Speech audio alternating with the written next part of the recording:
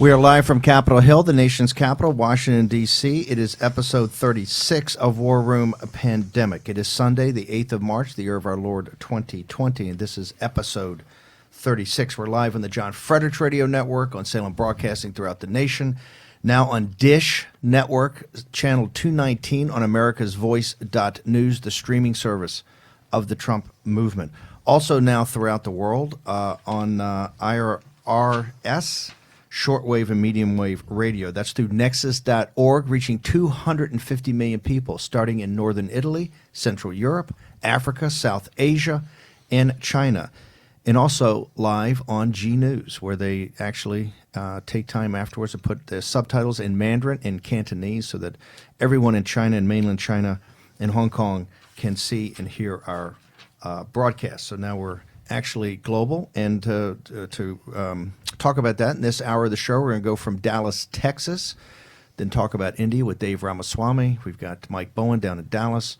We have Maria Luisa Rossi Hawkins here from Mediaset, the top correspondent in Italy, to talk about this really historic movement overnight by the Italian government to put northern Italy into quarantine. We're going to get to Maria Luisa in a moment. I want to start with some good news, and that's Mike Bowen and the team down in Dallas, Texas at Prestige Ameritech. Can you talk to us about masks, Mike? We were introduced to you early on in this and said this was going to be a problem, but it looks like through American ingenuity, a little elbow grease, you've got some good news to report, right? Well, yeah. Hey, Steve. We are ramping up now. There's still going to be a lot of shortage, but we hope to be able to help a lot more hospitals than we've historically sold to. They've been calling us in, well, I'd say record numbers. 10 is a record number, but hundreds are calling. And we have gone to 3 shifts. We're hiring more people. We're even building more equipment, and we we'll be able to mount an effective response to the hospital industry. Now, we're not selling to individuals, and we're not selling out of the country. But yeah, I think we're going to help hospitals a lot. Hey, is that the most urgent need? Is to get the hospitals up to? You do both surgical masks and you do the surgical ready N95, correct? You do both, and is the hospitals have the most need for this? Yes. Well, the hospitals, they're the people who are on the front line. And, you and I might run across someone. They are going to run across. They're going to be dealing with these people in close quarters, and they have to have protection. And that is Mike, that's our focus, and that's what we've always done. We've never really sold to the public, and we're not set up for that. Mike, it's Jack. I just want to give a shout out. Mike Bowen is literally a great American. We talked to this guy, I think, in week 2 of this and realized just how bad the situation was. And I just want all our listeners out there to know that Mike is one of those guys, backbone of America types, who stands ready to get it going. And he'll tell you this government has screwed him over in the past, but here he is. He's ready to be in the breach again. And Mike, can't tell you how much I admire you. And thank you for what you're doing, man. No, let me deal with that. This is American ingenuity and the can-do spirit. Kind of ride to the sound of the guns. Don't wait for orders from headquarters. In fact, when I think it was the Surgeon General said a week ago, you don't need a mask. That's when I said Bowen's numbers are going to triple. Because as soon as he said that, I said I need get a truck full of masks out here. Right? Not that the Surgeon General seems like a great guy, but when guys are telling me you don't need masks and everybody in Hong Kong's walking around with one, that's when I'm getting a boatload. So, Mike, tell us how you did this. How'd you ramp up? Well, first of all, let me say something. I'm just a mouthpiece for this company. The real man, the wizard behind the curtain, is a man named Dan Reese. Dan founded this company in 2005. I joined him in 2006. He used to be my boss back in 1995 through 97. We worked for a company called Technol that made 87% of the U.S. mask supply. Dan and his team of machine builders have built most of the machines that make most of the masks in America. Unfortunately, most of those machines are now in Mexico. Kimberly-Clark bought the factory we used to work for that owned, made most of the masks in America. they moved out of the country in 2005, and then all of their competitors followed them. And then we started our bandwagon of trying to wake up America to the fact that the outsourcing of America's mask supply was a national security issue. But I didn't want to say, I'm the guy that I'm getting all the interviews, but the man behind the curtain is Dan Reese, and he is a great American. I can tell you that. Mike, when you're saying you're going to 3 lines now, you're buying more capital equipment, you're expanding, you're hiring more people. When will you be at full production to supply to the hospitals both surgical mask and N95 surgical ready mask? Well, with the plan that we can fund by ourselves in about 8 weeks. Now, if the government wants to throw some money at it, we can hire more people and build more machines. But right now, we're kind of out there on our own, and we're doing everything that we can possibly do on our own. And as I told you before, it's a risky situation. We did this in 2010, and we nearly went out of business afterwards. So back then we were a lot more trusting. When a hospital said they were going to stay with us, we believed them, and now we're making them sign contracts. So that's what we're doing. We're gearing up to help hospitals that are willing to say, yeah, okay, I got in trouble, and I'm going to buy American masks, and I'm going to stick with them after this thing's over. An American mask, American made. Mike Bowen down in the greater Dallas area. Mike, I want to thank you. I want to thank Dan Reese. I want to thank everybody at Ameritech, Prestige Ameritech. You guys are great Americans, real patriots, and the whole nation thanks you for stepping up your production and make sure the hospitals have adequate supply, or at least the beginning of adequate supply of American-made surgical mask and an N95 surgical ready mask. So thank you very much. I appreciate it. Thanks for taking time on a Sunday to join us. Thanks a lot, Mike. Glad to know you, mate. Hey, thank you, guys. It's Mike Bowen, a great success story. We're going to have Mike on every week to get an update on this. Okay, I want to turn to, we got huge breaking news out of Italy. Maria Luisa was kind enough to join us and change her schedule to come over here in studio today. But I want really quickly to Dave Ramaswamy, before we get to the India part of it, I want to go back to something you said in the very first time you came on the show that we got a lot of listener feedback. And now throughout the globe, if you want to participate in the show, this is about community. We want to hear what you have to say. Go to hashtag War Room Pandemic. That is hashtag War Room Pandemic. You can also go to our website, War Room Pandemic. You can also go on the podcast. We need reviews. We need comments. We're building a community. We want to hear what you have to say. Dave, the concept of exponentiality. Explain what you meant by that, because everything I'm reading now from everybody in the world, all these scientists are saying, hey, here's the concept people are missing. It's this concept of exponential growth. It's a concept of exponentiality. You said it in episode 2 or 3. It is what's driving what's happened in Lombardy. It's what's driving what's happening in Seattle. Explain to people what you mean by that. Sure, Steve. Thanks for having me back. The comment I started off with was by saying the greatest tragedy of the human race is our inability to understand the exponential function.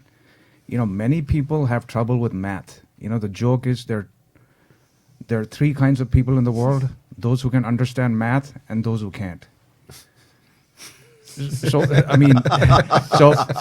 we have this scenario, people will have real trouble with exponentiality. And I will explain it another way. The game of chess was invented in India thousands of years ago, and the king who started to play this game early on wanted to reward the inventor of the game of chess. And the chessboard has 64 squares.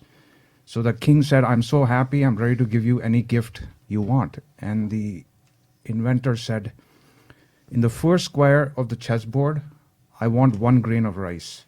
On the second square, I want 2 grains of rice, and 4 on the third. And the king thought, oh, you're making a very simple request. It's easy to fulfill. And he soon realized, once you got to the second half of the chessboard, there were not enough rice grains in the world to fulfill such a request. So this is what we're facing with the coronavirus. Like in Italy, you've seen recently, we went from almost no cases a month ago to almost 3,000 cases now. And in China, it's up to like 80,000. So the point being, some of your guests, including Dr. Hadfield, have mentioned the R0 number, which is... The R0 number is how this thing spreads. Absolutely. And in the case of coronavirus, it's like almost 3, which means each person can infect 3 others. So what you're seeing in terms of quarantine measures put in East Asia, in northern Italy, other parts of Europe, is people are trying to now get into an exponential decline phase by reducing social contact, social distancing as they call it, and also encourage people to practice what I call hygiene 3.0. More hand washing, more personal sanitary habits, and doing this also in places where people congregate. Of course, you want to minimize where people congregate, and that's a great step that's been taken by private entities, companies. They're encouraging working from home. They're encouraging people to avoid non-essential travel. So these are all good measures, and they need to be expanded and speeded up. Okay, I now want to turn. That's fantastic. We're going to come back to you about what's happening in Italy, and also in the next half hour talk about India. What Dave Ramaswamy just said. You were on this show 3 weeks ago, and I remember what was very haunting. You were on the show, and I think you were in Rome. You called in, and it was really a breathtaking, I think the best report I've seen on BBC and anything. You were reporting from there. But what was so disturbing is that you got off about the number sick, and you said at the time, I think there was 3 dead or 4 dead or 5 dead. And by the time the show was up on podcast, and I was doing some stuff here in the War Room with guys, the show ended at noon. I think at 2 o'clock, I was able to kind of get my head of it and checked, and Italy had 11 dead, right? This thing, it has expanded so rapidly, and that's why there's some way that this virus, whether it's in Wuhan, whether it's in Qom, Iran, whether it's in Lombardy in northern Italy, whether it's in Seattle, Washington, it gets into areas and then it explodes into these areas. Walk us through where we stand in this historic quarantine situation in northern Italy. Extreme measures were taken last night by the Prime Minister of Italy, Giuseppe Conte, in which he declared an emergency quarantine for 16 million people. And we're discussing the most productive area in Italy. It's a quarantine that underlines how difficult it is for the Italian government right now to contain the diffusion, the spread of the virus. It is a quarantine that discusses the limits and the strain on the Italian healthcare system. And there's a couple of things I would like to discuss. A letter written by the coordinator of the sanitary or the health units in Italy, who is begging people to stay home. This is why the government yesterday decided to quarantine 16 million people. We're discussing the province of Lombardy, Milan. We are talking about Venice. We're talking about Treviso. We're talking about Parma and Modena, which are the hubs of food production in Italy. We are discussing... Well, Milan, one of the most significant cities in the world. One of the industrial heart of Italy, the fashion capital, really, of the world. And the financial capital of Italy. The financial capital of Italy, one of the great cities of Europe. Most active, most dynamic.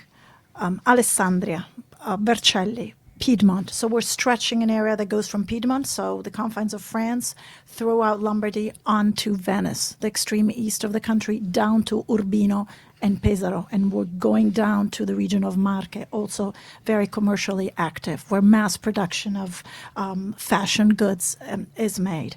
So the government decided last night to put the country in quarantine. Someone leaked the document to the press, and chaos arose. People started to try to get out of the region. People had parents or relatives that were skiing in the mountains. They didn't know how to reach them. So we had a twofold situation: a crisis, a healthcare crisis, and a mobility crisis. People did not know where to go and what to do because of a leaked document. The document was signed minutes ago. I have it right here. I know we're going to have it on our website. We're going to put it up on our website. It's a proclamation, pretty formal proclamation. A little scary when you look at it. This is a formal proclamation of a full quarantine. 16 million people. We discussed together, Steve, 18 million people quarantined in Wuhan. This is 16 million people. A fourth of the Italian population, about 40% of Italian GDP is produced in this region. And this provision decided that anybody who fails to adhere to them will be put in jail for 3 months, which is pretty extreme for a country like ours. There will be no activities starting today sports activity, gatherings, functions, weddings. Can you go to funerals. Can you go to mass? You can go to mass, but unlimited hours. But you cannot celebrate weddings nor funerals. No activities of bars or snack bars or restaurants between the hours of 6 in the afternoon and 6 in the morning. You will have to maintain distance among people, and this is something that only managers of restaurants and bars, what we call bars, gathering places where you could get coffee places, coffee shops, will have to enforce distancing. 3 months in jail, as I said, and most of all, begging people to stay home. We are in a society of gatherings. We go to church, we go to the markets, we gather, we have spritz in the evening, we go to pubs, we go to restaurants. None of that will be allowed. So it is a strain on the Italian population. It is a strain on our industrial production cycles.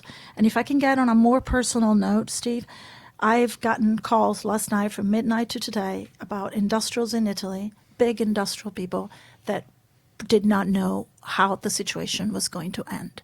So now the government, and I'm reading it right now, had decided that as far as industrial transport, so people that are producing goods, and we're discussing Modena and Parma, from prosciutto to parmesan to anything that Italy produces on a mass scale, will be allowed in and out of the country.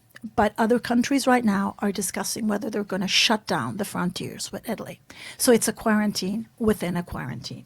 We also have, and I will conclude, a healthcare crisis. The coordinator of the hospital units in Milan already wrote a letter, a very, very moving and touching letter, and he predicted that by March 26th, we will have 18,000 sick. 3,000 of those will need intensive care units. We need, in Lombardy, 10 times the amount of intensive care units that we actually have. So they're building them right now. They're bringing them in. They're trying to transport some patients into other regions of Italy, but that is a very complicated procedure, as you know. So begging people to stay in, don't go out, make this stop, or at least try to contain it. The Lombardy system, healthcare system, one of the best in the world. We're talking about the hub of excellence for cancer care, for transplant care, is now collapsing. And the worry is for patients that would otherwise need health care. If you're having to deal with coronavirus patients, you can't take care of other patients.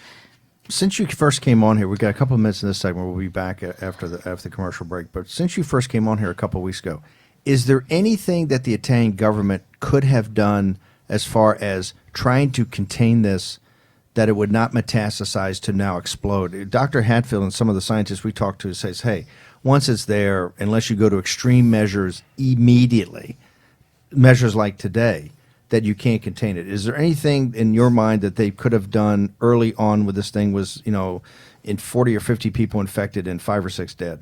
Absolutely. They could have been more transparent with the public. They should have taken these measures months ago instead of dragging it along. Dr. Hatfield talks about credibility, responsibility, accountability. None of that happened. You cannot, by decree, quarantine a country after you've told them that things were going to be okay. This quarantine is long overdue. This quarantine should have been established a month and a half ago. Instead, they shut down schools for about a week, then another week, then another week, and now this happened. And the way this was leaked to the press, and I'm a member of the press, was irresponsible. You either do something or you don't do it. And an element of surprise in extreme situation is key and crucial. If we are at war with the virus, the war should be fought in a compelling, precise manner, not in a slopping manner by which you leak documents. People don't know what to do. I think they've just increased contagion because people that ran to the stations in Milan try to reach their kids, try to reach their grandparents, try to reach people in nursing homes. If it's true, the exponential parabola that we're discussing is true, and it is. Think how many people could have gotten this virus could have spread to. We're going to go to a short commercial break. We're going to come back and get everything better. One thing I want to go for 30 seconds is this is a coalition government. It is both the Democrats and it's the Five Star Movement, right? The Northern Right. League is kind of out. In Italy for years has been governed by kind of these coalitions. Is this raising the height of how tough it is to actually govern in a crisis with a coalition, that you have two conflicting voices and ideas about how things should be managed? Absolutely, absolutely. The opposition is not being asked to participate into decisions, and this is angering the people, angering the members of the opposition, and it's creating a very, very difficult situation. Okay, you're listening to episode 36, live from the nation's capital, Washington, D.C. It is Sunday, the 8th of March, 2020. We're going to return in just a minute with Dave Ramaswamy, Mary Louisa Rossi Hawkins. We want to welcome all of our shortwave and medium wave listeners in Northern Italy, in Central Europe, in Africa, South Asia, and China.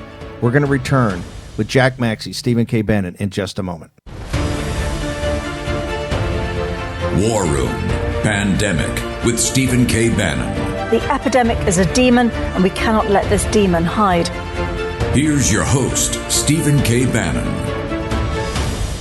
Live from Capitol Hill, it's episode 36 of War Room Pandemic. It's Sunday, the 8th of March, year of our Lord 2020. As Chairman Xi says, this virus is a demon, and we cannot allow this demon to hide. We'll have to find out later how many weeks and months he tried to hide this demon, but that's a discussion for another day. President Trump says nothing is inevitable, and we believe full information is the way to get ahead of this, the way to understand it, the way to keep calm and carry on. But we also do not believe in ill-informed complacency. You can see what happened in Wuhan, a historic quarantine of almost 80 million people in Hubei province. I think 14 million, 15 million in Wuhan itself. Now in northern Italy, in Lombardy, in Milan, two of the most productive sections of the world. In Milan, one of the great industrial cities and financial capitals of the world, now a full quarantine. We have Maria Louisa Rossi Hawkins from Mediaset, who's here, been the great correspondent, filled us in from Rome. She's now in the United States. Dave Ramaswamy, just back from President Trump's historic trip to India with President Modi. Jack Maxey in the War Room. Want to thank not just John Fredericks Radio Network, Salem broadcast on Dish Channel 219, America's Voice, now up on the Dish Network. They're the streaming service of the Trump Revolution. You can now see them on the Dish Network, Channel 219. But also Nexus.org with the IRRS, shortwave and medium wave. It gets picked up on AM stations in Northern Italy, Central Europe, Africa, South Asia, the Middle East, and China. And G News, we're now listening throughout the world in English language, and G News is kind enough to translate this into Mandarin and Cantonese. And so for that audience, we're going to turn back now to Maria Louisa of this historic quarantine in northern Italy. The country's always been kind of divided at Rome between a south and a north. How does this, most of the great industrial power, the great medical facilities, quite frankly, the great universities, most of it is in northern Italy. Southern Italy's always struggled for many, many, many decades, or many millennia, I guess. This divide between north and south, that Rome is in the middle, and we had a person texted us a picture of the Roman Colosseum on a Sunday afternoon at 2:00 when she texted it to us, on a beginning of spring, completely empty on a Sunday afternoon. It was stunning. Having been there, and Dan Flood, our producer, Dan, we've filmed there many times. To see it was actually breathtaking. What is going on between the divide between north and south, and what is going on in Rome today? Well, the conflict is exacerbating the divide, as you point out. Northern Italy, productive center, intellectual center, fashion center, food center, commercial center, tourism center. We're discussing cities like Venice, like Turin, like Milan, like Parma, like Modena, is now being quarantined, separated from the south. The south is defending itself. All those who are arriving with the train from those regions are kindly asked either not to come or will be put in mandatory quarantine by the southern regions, like Puglia, Sicily. I'm just reading it right now. Will have to have a doctor's note in order to arrive within the region's border. So it is a quarantine that is separating, dividing the two, Italy, exacerbating, as I said. A divide, a split, a division, a contrast between two regions between two regions of one Did the nation. coalition government? Here's the thing that's interesting: is the Northern League and Salvini and the great leaders in the Northern League it's called the League now, but it's always the Northern League. They're actually the political party that represents the North. It represents the kind of although they're populist, do represent the workers and the industrial interests up there. Have they been brought into any of this decision making? I mean, correct me if I'm wrong, most of the governors and people actually run Lombardy and Milan. They're all Northern League. How did the coalition government in Rome not involve them in decision making? Well, their division is pretty much spilling to one of the most important decisions that they will ever have to make, is how to deal with the national situation at this point, and they're not. The Northern League and Forza Italia, the Berlusconi party, Fratelli d'Italia, are on the outside. They're drafting proposals, but there is no real communication between them. Don't you need a unity government to do this? How do you do it without a unity government? This is what the league You're is shutting asking down for. you're shutting down half of the industrial production of Italy, and this is the kind of thing. You're already starting a recession. This could drive a depression in Italy if you shut down the industrial heart of the Italian economy at the very beginning. That you're already having kind of a financial crisis. They talked the other day about 3 or 4 billion euro stimulus, which is nothing compared to the problem they've got. How do you not form some sort of unity government to see the country through this? Incompetence. Inability to realize what the long-term effects of this are going to be. And there is another factor. The northern governors have governed the most powerful regions for 25 years. They've got the pulse of the situation. They've asked for quarantine a month and a half They ago. asked for quarantine.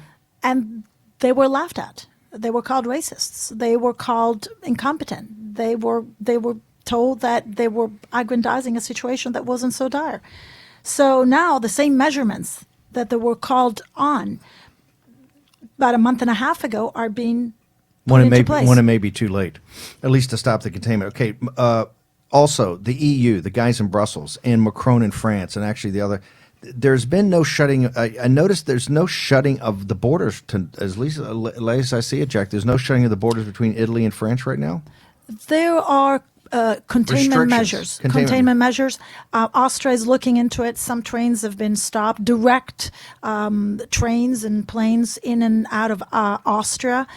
But we are talking about nations with the Schengen agreement that are intertwined.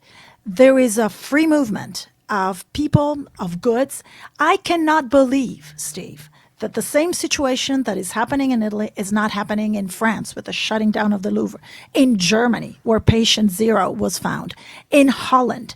This is happening all over Europe, and Italy was transparent, and Italy is giving its data to the scientific world. I can't believe that this is not happening throughout Europe, and they're silent. They're complacent. Do you think the media's jump in, Jack? Do you I think think- the media's covering this appropriately? The international media is covering this, as all journalists are, in a lazy manner. You report where you have information. If Italy's out there with data, with letters, with decrees, with people speaking out, with empty, fabulous squares that look wonderful on television and newspapers, you're going to talk about that. You're not going to dig. You're not going to go and hunt for real information, because the easy way is to slap a picture of the Colosseum, watch it empty, and say and point fingers to Italy. Excuse me, Maria Luisa. I'm not trying to cough on the team here. Yeah. You did a pretty good job. It's Give I've got Jack the Maxey Corona mic over here. Jack Maxey's getting the Raheem Kassam hook.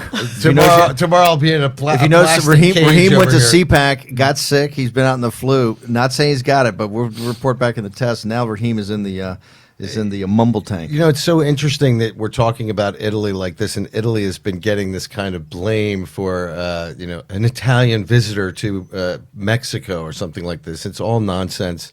It reminds me of what we said last Wednesday, I believe it was, when we said, what should the president prepare the American people for? And I remember I said he should prepare us for being Italy. And part of that was because Italy was so transparent. Every new case they were Speaking of that, showing. in breaking news I think on CBS, on Face the Nation, Governor Jay Inslee of Washington just said that he is considering taking mandatory measures in Seattle, in the Seattle area, in the state of Washington. Now, there's no love lost between President Trump and Governor Inslee. but we'll have to see what that. We'll update you as we see that. But he's thinking of taking mandatory measures was his quote. Okay, I want to pivot first back to Dave. Go back to exponential function as regards to Italy. What do you see happened here that led us to the situation? You were around when we had Maria Louise on a couple of weeks ago.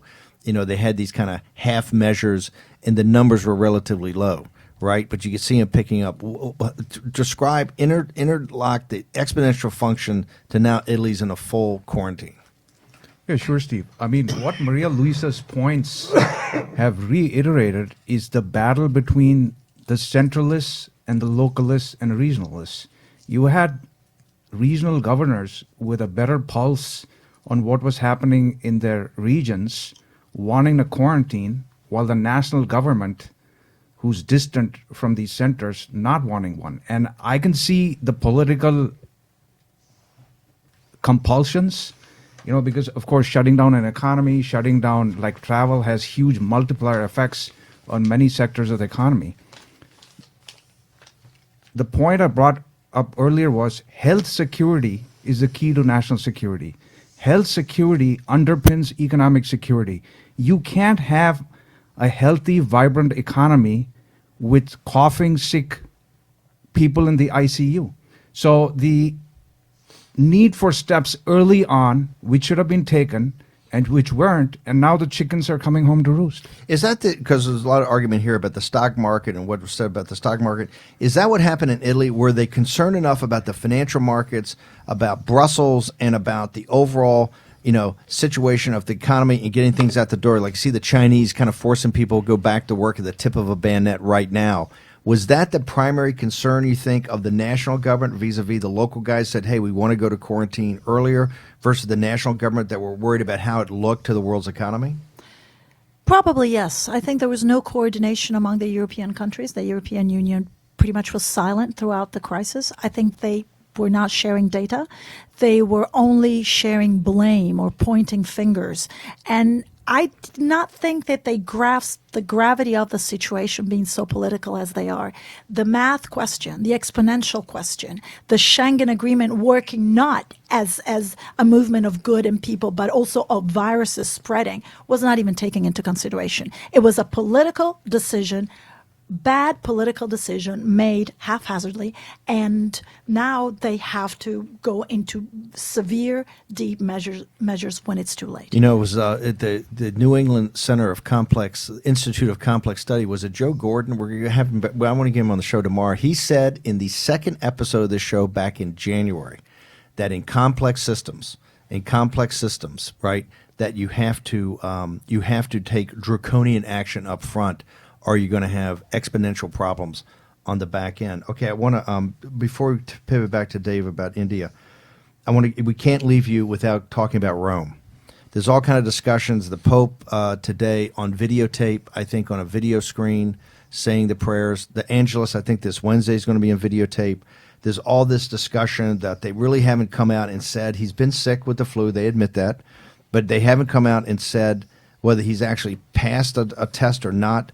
What is your reporting from what's going on in Rome and the Vatican? There is severe preoccupation about and concern about the health of the Pope. 2 people have tested positive for the coronavirus last Friday. In the Vatican? In the Vatican territory. The Pope has been sick with a cold for about a week, 10 days. First, he did not give communion to the public. He just resides in Santa Marta, and that's where he's staying. The Angelus decision today, made a couple of days ago, resonates very severely throughout the country. The Pope is an ill man. He has 1 kidney. He's over 80. He's a risk. There are reported cases, however, of, as I said, of coronavirus patients within the Vatican, so much so that there is high cooperation with the Italian health authorities to discuss what provisions should be made. The Pope, if he was not Pope, would not make the cut for an ICU bed in northern Italy, would he not? Someone who's sick with the flu. I mean, the cutoff is 60 years old, particularly if you're already infirm with 1 kidney. I mean, just the basic math of it. They're saying right now you've got only 3,000 beds. You're going to have 3,000 patients, but the reports coming out is that you don't have the ICU capacity, even at the best location for healthcare in Italy. But the way this triage goes, at least of what they're implying, and Twitter's now lighting up about it, is that someone like the Pope, if he just came in, you don't make the cut, right? At 80 years old, already infirmed with an underlying problem, that's you're kind of on your own.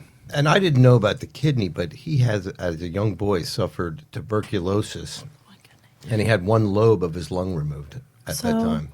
So the health of the Pope is iffy. And yes, Steve, he would probably not make the cut if he were to go to a public public hospital. He did look okay though today on the video. Look okay. God willing. God willing, he came out and did the video. What else about Rome itself? Is Rome going to get quarantined? What is the spread down there in Rome right now? Rome is considered a southern region. They're shutting down trains. They're asking people to self-quarantine. They're asking people to work within the home. Every office, every industry is asking people to work. So it's really hard to say if it is true that they're successful with the quarantine, and I hope to God that they are. There should be. But the Easter season with all those pilgrims, I've been over there during Easter. It's pilgrimages everywhere. That's not going to happen this year?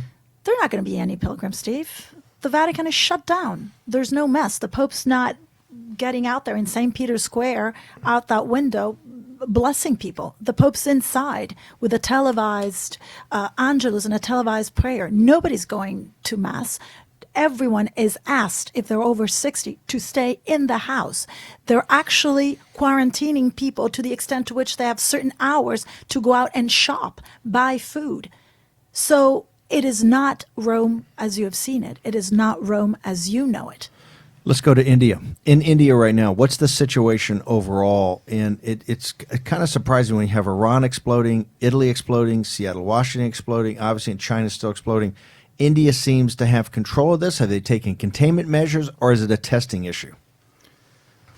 You know, I was at the rally of President Trump in Ahmedabad on February 24th. There were 125,000 people, and not a single person was wearing a mask.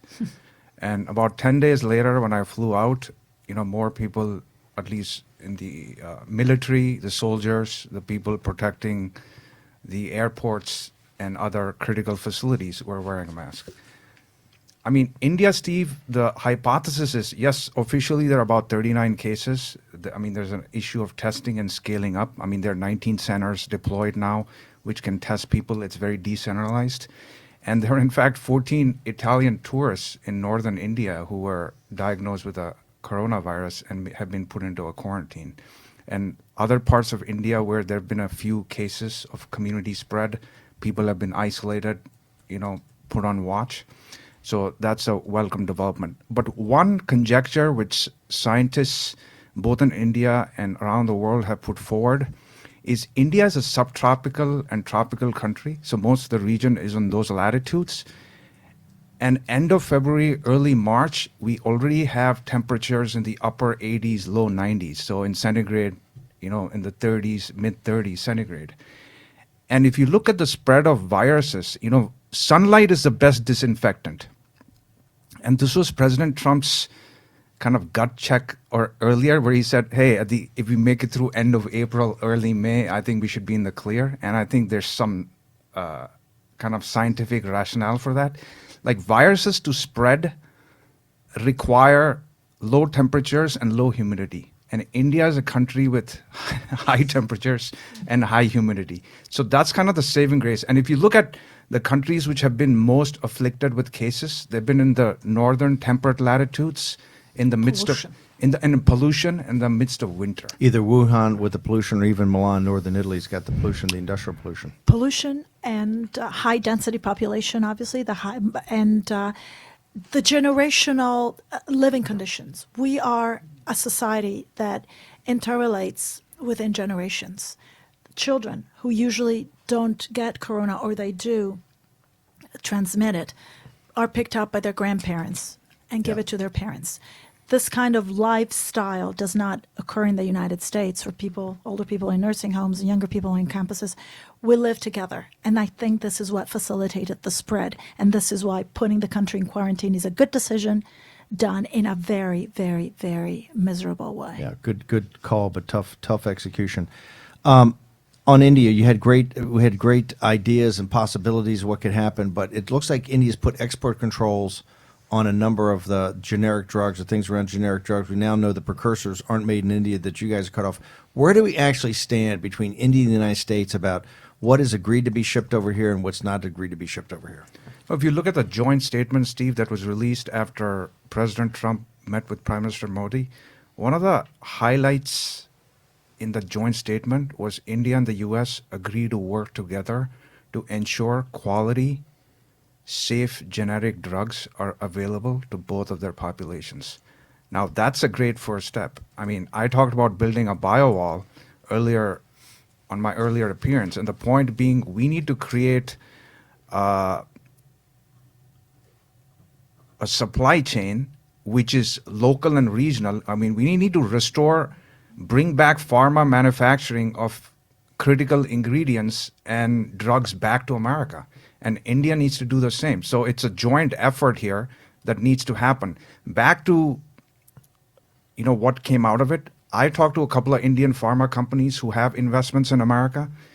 They're willing to increase their investments, provided that there's some guarantee that there's going to be a long-term purchase agreement so that there's like continuity. I mean, as Mike Bowen very eloquently mentioned, in the past when he had brought up the issue of how critical it was to restore mass production to America, I mean, people kind of nodded and acknowledged him. But once a crisis passed, he lost They dumped business. him, right. Yeah, exactly. So For this crisis now, though, are we working together? This is what I understand. Is India not put export controls on certain things that we need, or is it we actually are working together?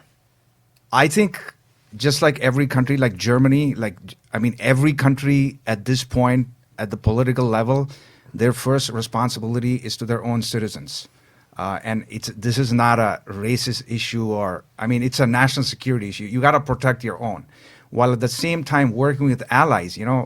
All liberal democracies are allies, and we have to share best practices and learnings to ensure that a lot of the countries can take the best of what someone has discovered and deploy it in other places. And I'll give you an example. South Korea and China now are the only places in the world where the number of coronavirus cases are either plateauing or falling.